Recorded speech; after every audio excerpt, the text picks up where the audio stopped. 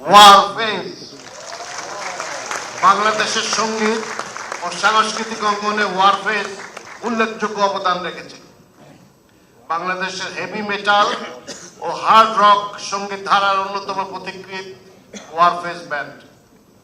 1984 সালের প্রতিষ্ঠার পর 1991 সালের প্রথম অ্যালবামের মাধ্যমে তারা বাংলা ভাষায় হেভি মেটাল গানকে জনপ্রিয় করে তোলে এবং দেশের ব্যান্ড সঙ্গীতে নতুন ধারা ও মানদণ্ড স্থাপন করে। প্রথম বাংলাদেশি রক ব্যান্ড হিসেবে এবারে 21 পদক অর্জন করলো ব্যান্ড ওয়ারফেজ।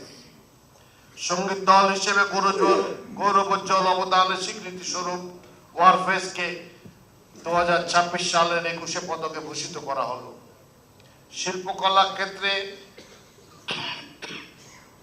পদকপ্রাপ্ত ওয়ারফেজ ব্যান্ডের পক্ষে দলনেতা শেখ মনিরুল আলমকে মাননীয় প্রধানমন্ত্রীর নিকট হতে পদক গ্রহণ করতে অনুরোধ জানাচ্ছি।